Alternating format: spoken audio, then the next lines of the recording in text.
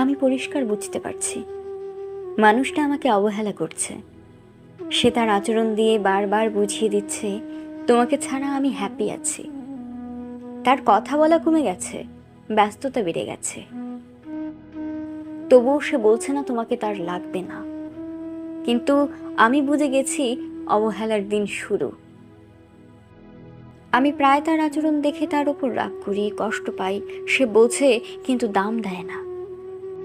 আমি নিজেই রাগ করি, আবার সে রাগ না ভাঙালে আমি নিজে গিয়েই তার খোঁজ নেই।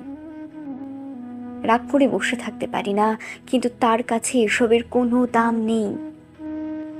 আমি নিজেই আছি তার কাছে।